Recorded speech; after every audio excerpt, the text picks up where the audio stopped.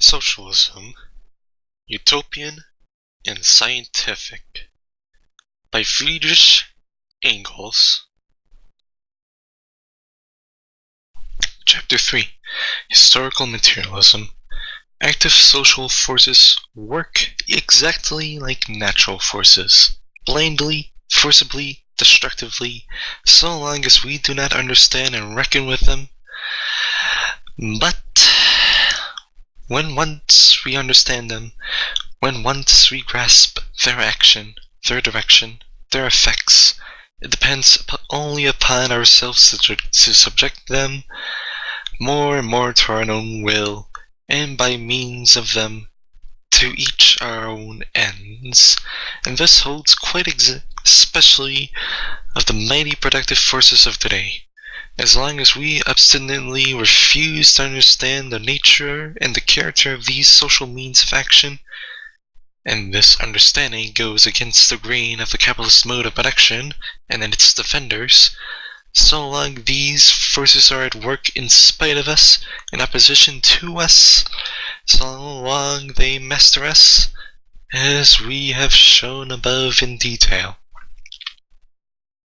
But when once their nature is understood, they can, in the hand working together, be transformed from master demons into willing servants. The difference is as that between the destructive forces of electricity and the lightning in the storm, and electricity under command and the telegraph and the voltaic arc. The difference between a conflagration and fire working in the service of man.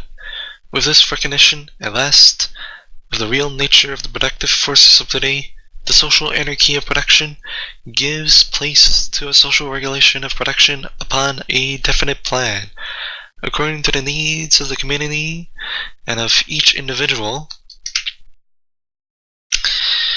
Then the capitalist mode of appropriation, in which the productive product enslaves first the producer and then the appropriator, is replaced by the mode of appropriation of the products that is based upon the nature of the modern means of production.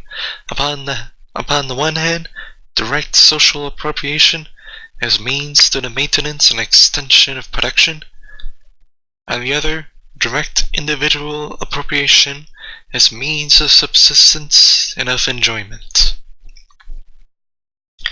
Whilst the capitalist mode of production more and more completely transforms the great majority of the population into proletarians, it creates the power which, under penalty of its own destruction, is forced to accomplish this revolution. Whilst it forces on more and more of the transformation of the vast means of production already socialized into state property, it shows itself the way to accomplishing this revolution. The proletarian seizes political power and turns the means of production into state property. But, in doing this, it abolishes itself as proletariat, abolishes all class distinction and class antagonisms, abolishes also the state as state.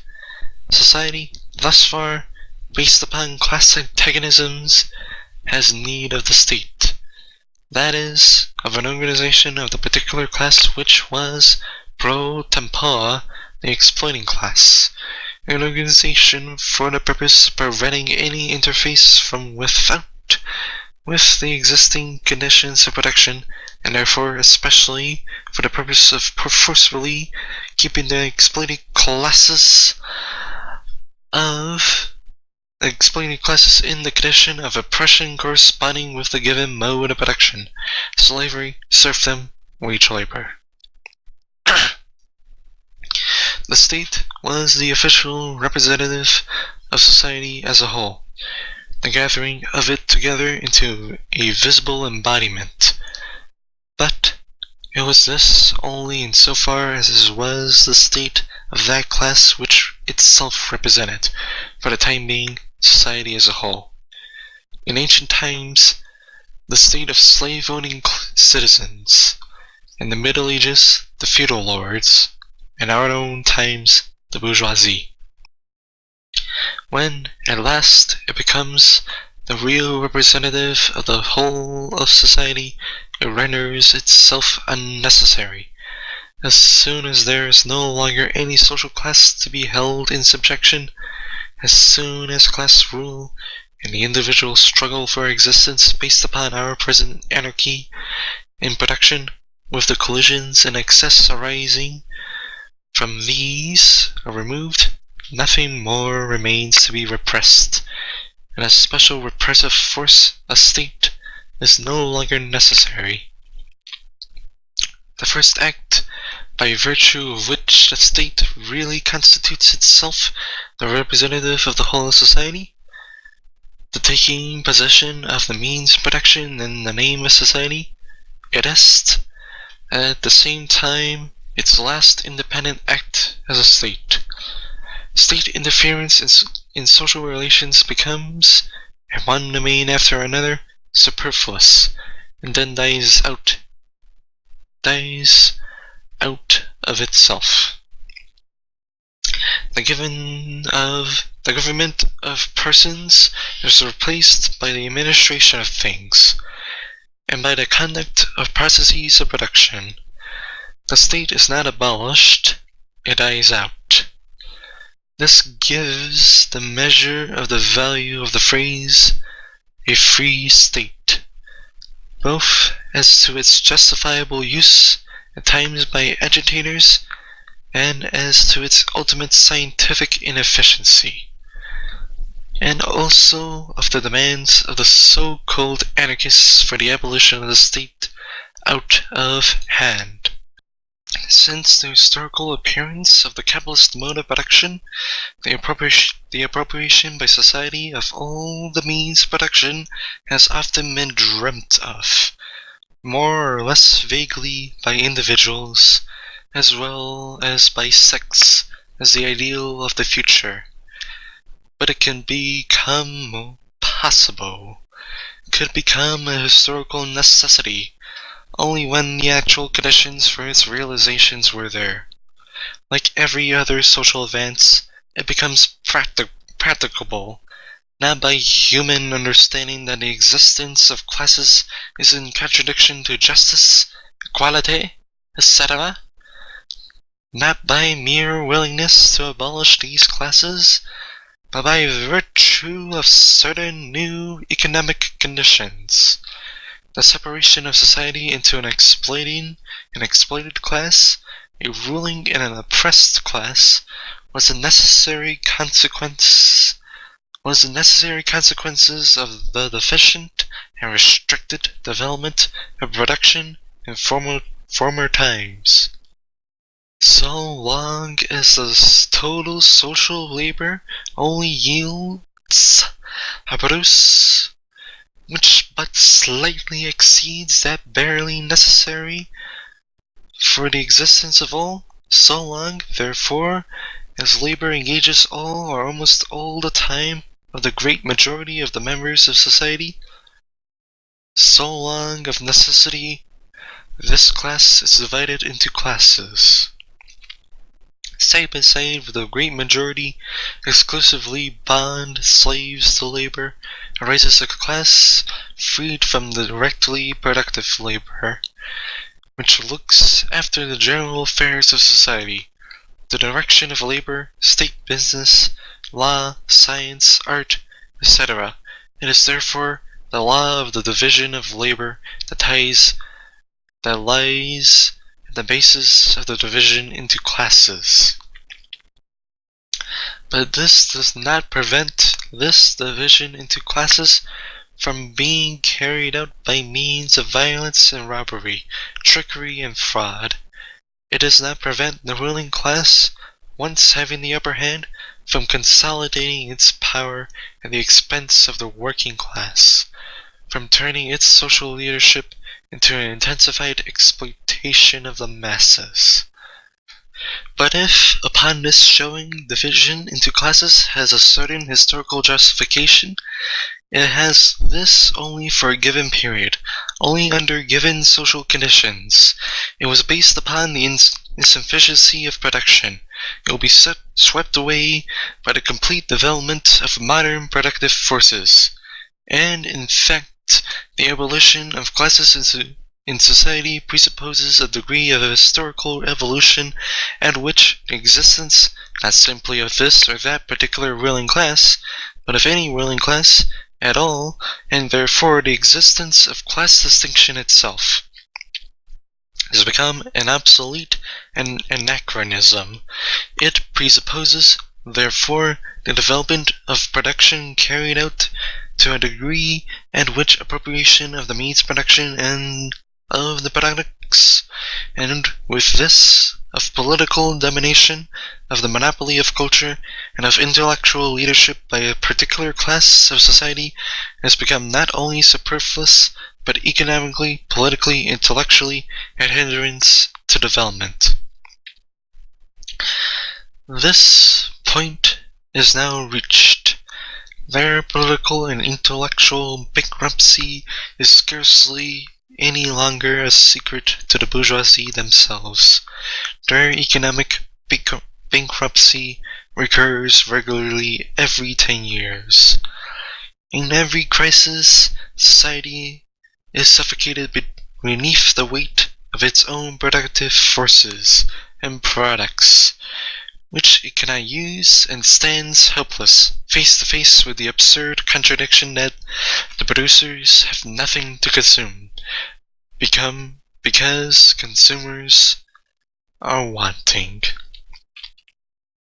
The expansive force of the means production bursts the bonds that the capitalist mode of production had imposed upon them. Their deliverance from these bonds is the one precondition for an unbroken, constantly accelerated development of the productive forces, and therewith for a practically unlimited increase of production itself. Nor is this all. The socialized appropriation of the means production does away not only with the present artificial restrictions upon production, but also with the positive waste and devastation of productive forces and products that are at the present time the inevitable concomitants of production, and that reach their height in the crises. Further, it sets free for the community a large mass of means production and of products, by doing away with the senseless extravagance of the ruling classes of the day and their political representatives. The possibility of securing for every member of society, by means of socialized production, an existence not only fully sufficient materially and becoming day by day more full, but an existence guaranteed to all the free development and exercise of their physical and mental faculties. This possibility is now, for the first time, here, but it is here. With the seizing of the means production by society, production of commodities is done away with, and simultaneously the mastery of the product over the producer. Anarchy in social production is replaced by systematic definite organization. The struggle for the individual existence disappears. Then, for the first time, man, in a certain sense, is finally marked off from the rest of the animal kingdom, that emerges from mere animal conditions of existence into really human ones. The whole sphere of the conditions of life which environ man, and which have hitherto ruled man, now comes under the dominion and control of man, who for the first time becomes the real conscious lord of nature, because he has now become master of his own social organization. The laws of his social action, hitherto standing face to face with man as laws of nature foreign to and dominating him, will then be used with full understanding and so mastered by him. Man's own social organization, hitherto confronting him as a necessity opposed by nature and history, now becomes the result of his own free action. The extraneous, objective forces that have hitherto governed history pass under the control of man himself. Only from that time will man himself more and more consciously make his own history. Only from that time will the social causes set in movement by him have, in the main, and in a constantly growing measure, the results intended by him. It is the ascent of man from the kingdom of necessity to the kingdom of freedom. Let us briefly sum up our sketch of historical evolution. Number 1. Medieval society. Individual production on a small scale, means of production adapted for individual use, hence primitive, ungainly, petty, dwarfed in action, production for immediate consumption either of the producer himself or his feudal lord, only when an excess of production over this consumption occurs, is such excess offered for sale, enters into exchange. Production of commodities, therefore, only in its infancy. But already it contains within itself an embryo, anarchy in the production of society at large. Number 2. Capitalist revolution. Transformation of industry, at first by means of simple cooperation and manufacture. Concentration of the means of production hitherto scattered into great workshops. As a consequence, their transformation from individual to social means of production, a transformation which does not, on the whole, affect the form of exchange. The old forms of appropriation remain in force. The capitalist appears, in his capacity as an owner of the means of production, he also appropriates the products and turns them into commodities. Production has become a social act. Exchange and appropriation continue to be the individual acts and the acts of individuals. The social product is appropriated by the individual capitalists.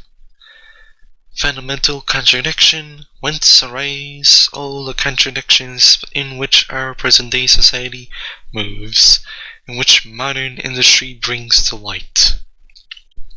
A.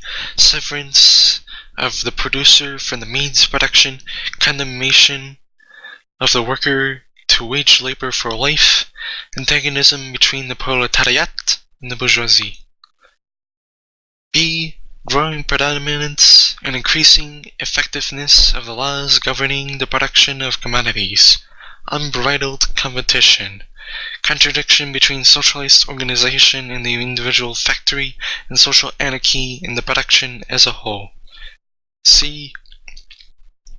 On the one hand, perfecting of machinery made by competition compulsory for each individual manufacturer and completed by a constantly growing displacement of laborers. Industrial reserve army. On the other hand, unlimited extension of production, also compulsory under competition for every manufacturer. On both sides, unheard of development of productive forces, excess of supply over demand, overproduction and products, excess there of laborers, without employment and without means of existence.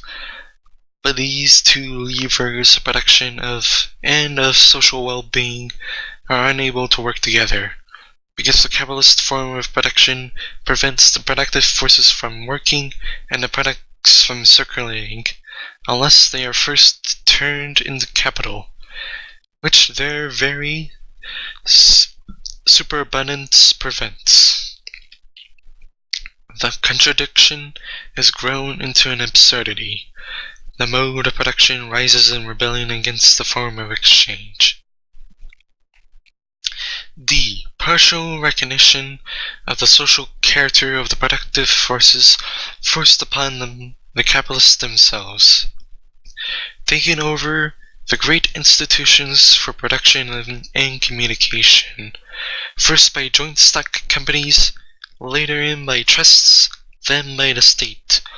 The bourgeoisie demonstrated to be a superfluous class. All its social functions are now performed by salary employees. Number 3. Proletarian Revolution. Solution of the contradictions. The proletariat seizes the public power and by means of this transforms the socialized means of production, slipping from the hands of the bourgeoisie into public property. By this act, the proletariat frees the means of production from the character of capital they have thus far borne, and gives their socialized character complete freedom to work itself out. Socialized production upon a predetermined plan becomes henceforth possible. The development of production makes the existence of different classes of society therefore an anachronism.